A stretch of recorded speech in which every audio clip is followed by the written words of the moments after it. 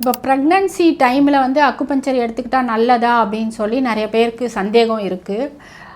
Pregnancy ஆகிட்டோடனே இப்போது நிறைய பேர் கன்சீவ் ஆனவங்கெல்லாம் வருவாங்க. அவங்களெல்லாம் பார்த்திங்கன்னா அவங்களுக்கு வந்துட்டு நிறைய ஒரு 3 மாதத்துக்குள்ளேயே நிறைய பேர் என்கிட்ட வரவங்க எல்லாருமே வந்துட்டு நாசியா தான், வாமிட்டிங் தான், வாமிட்டு வந்துகிட்டே இருக்கும் கண்டினியூஸாக.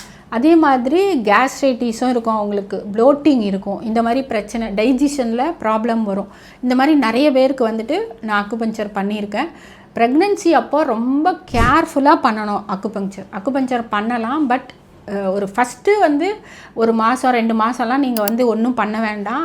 அது நிஜமாகவே நல்லது கிடையாது. அக்குபஞ்சர்லாம் வேண்டாம், எதுவுமே வேண்டாம். ஸோ நீங்கள் 3 மாதத்துக்கு அப்புறம் நீங்கள் வந்துட்டு கண்டிப்பாக ஒரு சில பாயிண்ட்ஸ் மட்டும் நம்ம யூஸ் பண்ணலாம். எல்லா பாயிண்ட்ஸும் யூஸ் பண்ணவே கூடாது. அதனால் யாருமே வந்து ப்ரெக்னன்சி அப்போ யார் சொன்னாலும் நீங்கள் வந்து டக்குன்னு போய் ஏதோ ஒரு பாயிண்ட்டு யாரும் போட்டாங்கன்னா நீங்கள் எடுத்துக்காதீங்கன்னு தான் நான் சொல்லுவேன்.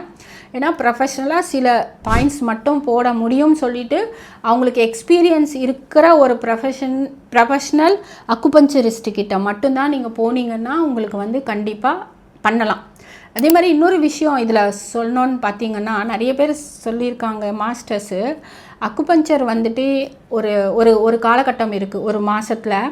அந்த மாதத்தில் வந்து நம்ம பண்ணும்போது அந்த குழந்தைகள் வந்துட்டு ரொம்ப வந்துட்டு அறிவாளியாக பிறப்பாங்க, அழகாக பிறக்கிறதுக்கும் வாய்ப்புகள் அதிகம் இருக்குது. அந்த மாதிரி சில பாயிண்ட்ஸ் கூட இருக்குது.